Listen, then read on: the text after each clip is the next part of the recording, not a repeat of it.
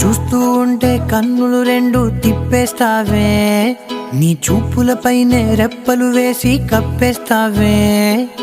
కనిపించని దేవుణ్ణే కన్నార్పక చూస్తావే, కన్నుల ఎదుటే నేనుంటే కాదంటున్నావే.